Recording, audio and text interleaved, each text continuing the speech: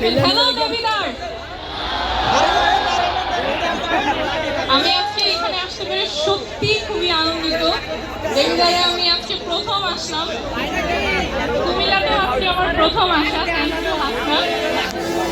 আমি কয়েকজনের সাথে কথা বলেছি, কয়েকটা বুথে গিয়ে ঘুরে এসেছি, দেখলাম এত এক্সাইটমেন্ট, এত স্বতঃস্ফূর্ততা, এত আগ্রহ নিয়ে আপনারা এখানে অংশগ্রহণ করছেন। ছোট ছোট বাচ্চারা আছে, ক্লাস 1 পড়ে আছে, অভিভাবকরা আছেন, অনেক স্টুডেন্ট আছে। আমি আসলে আসলে খুবই অনুপ্রাণিত। আপনাদের সকলকে অনেক ধন্যবাদ এত স্বতঃস্ফূর্ততার সাথে একটা স্টুডেন্টস ফেস্টে অংশগ্রহণ করার জন্য।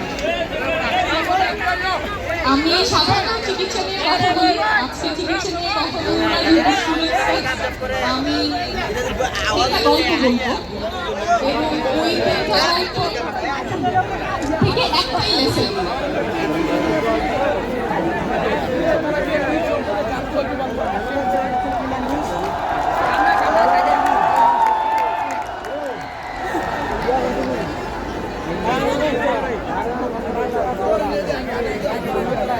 আচ্ছা, আমি খুব বেশি সময় নেব না, 3টা গল্প বলবো। 3টা গল্পে একই লেসন, 5টা না 7টা না, একটাই লেসন, যেটা আমার মনে হয় আমি ছোটবেলায় আপনাদের বয়সে যখন ছিলাম তখন যদি আমি জানতাম আমার উপকার হতো। আমি খুব সংক্ষেপেই বলছি। প্রথম গল্পটা অনেক আগে, প্রাচীন যুগে। আপনি কি গল্প শুনতে চান? একটু মনোযোগ দিয়ে বেশিক্ষণ কথা বলবো না তো। এবং এইটা বলার একটাই উদ্দেশ্য কি আপনারা যদি শুনে এবং আজকে থেকে চর্চা শুরু করেন, আপনাদেরকে কেউ থামাতে পারে না। যেই লেসনের কথা বলবো, যদি চর্চা শুরু করেন, জীবনে কোথাও আপনার। তো আমাদের প্রথম গল্পটা হচ্ছে 2500 বছর আগে, অনেক প্রাচীন সময়ে, ঠিক 2500 বছর না, 2400 সাল, গ্রিসের কথা। তো গ্রিসে হঠাৎ দেখা গেল যে একজন লোক খুব জনপ্রিয় হয়ে গেছে। সেই লোকটার কথা অনেকেই শুনে। সে খুব সাধারণ একজন, তার যে খুব গুরুত্বপূর্ণ পদবি আছে বা গুরুত্বপূর্ণ পেশা আছে এমন কিছু না। তো দেখা গেল যে কেন এই লোকটার কথা এত মানুষ শুনছে, কেন এত জনপ্রিয়, কেন তার আশেপাশে তরুণরা সব সময় ঘোরাঘুরি করতে থাকে, কি বলেন উনি, কেন উনি এত জনপ্রিয়। তো দেখা গেল যে উনি আসলে খুবই সাধারণ একজন মানুষ, খালি পায়ে হাঁটাহাঁটি করেন, একই কাপড় পরেন, দিনে রাতে একই কাপড় পরে থাকেন, কোনো গুরুত্বপূর্ণ পদে নাই, কোনো গুরুত্বপূর্ণ কাজও করছেন না, কিন্তু তিনি সবার সাথে কথা বলেন। গ্রিসে তখন কৃতদাস ছিল, অনেক কৃতদাস। কৃতদাসের সাথে তিনি কথা বলেন, কৃতদাসের যে মালিক আছে তাদের সাথে কথা বলেন, যারা ধনী তাদের সাথে কথা বলেন, যারা দরিদ্র তাদের সাথে কথা বলছেন, যারা বয়সে তরুণ, বয়সে বৃদ্ধ, তারপরে যারা ওখানকার স্থানীয়, যারা সেখানে ঘুরতে এসেছে, তাদের সবার সাথে কথা বলেন।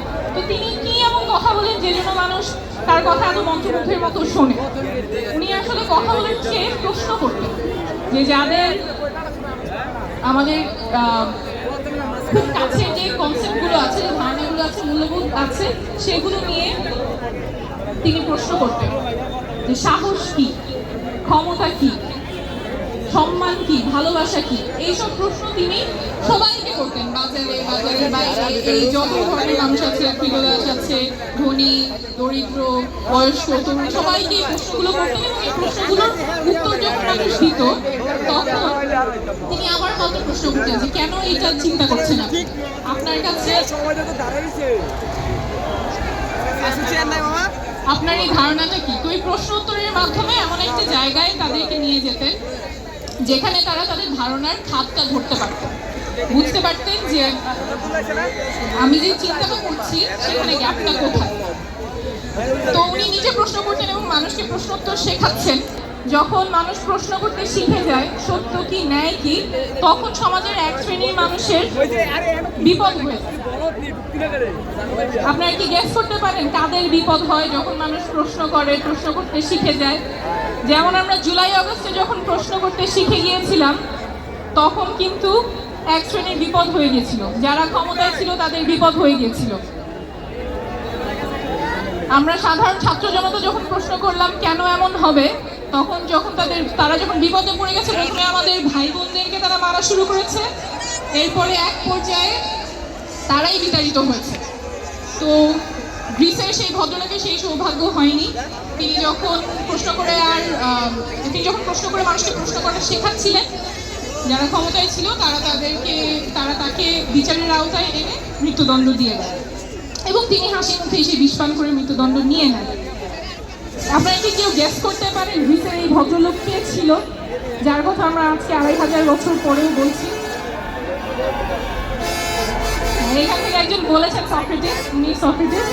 আমরা যদিও সেই সময় তার মৃত্যুদণ্ড হয়েছিল এই প্রশ্ন করার জন্য, এখনো 2500 বছর পরে আমরা তার কথা বলছি এবং একটা বিখ্যাত উক্তি আছে, an unexamined life is not worth living. এবং এরপরে অনেক মানুষের কাছে এবং এখনকার যারা দার্শনিক আছেন তারাও এটা নিয়ে অনেক কথা বলেন। আমাদের যে অমর্ত্য সেন আছেন নোবেলজয়ী অর্থনীতি, উনিও বলেন যে যেই জীবনে আমরা পরীক্ষা করতে পারছি না যে আমরা কেন কোনো কাজ করছি, তখন সেই জীবনের অর্থ কী থাকে।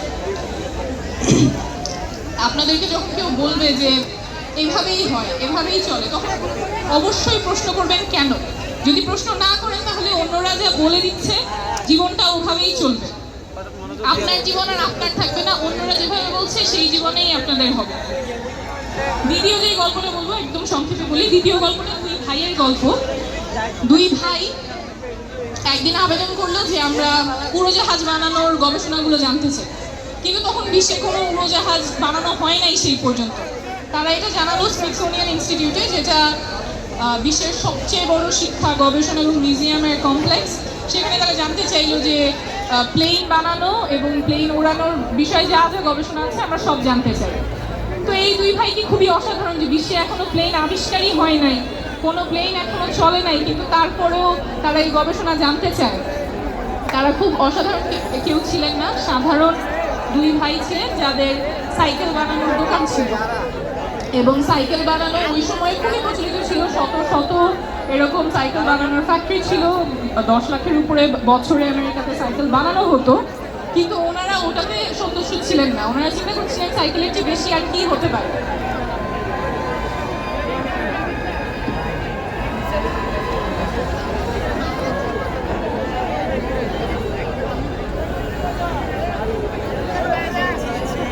ভাই আপনারা ড্রোনগুলাকে উড়াইয়েন না, ড্রোনগুলাকে এখানে আছে, সবগুলাকে ড্রোন হচ্ছে সামনে পাঠিয়ে দেন, সবগুলা ড্রোন।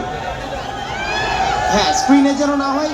আর আর এই পাশে আপনারা যারা আছেন, এই যে এই পাশে যে দেখেন, এই পাশে যারা আছেন উনি যেই কথাগুলো বলেন একটু শোনার চেষ্টা করেন। আর ড্রোনগুলো হচ্ছে সামনে পাঠিয়ে দেন।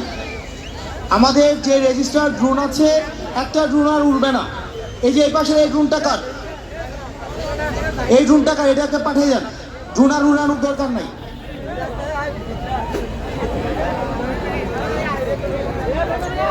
Yeah.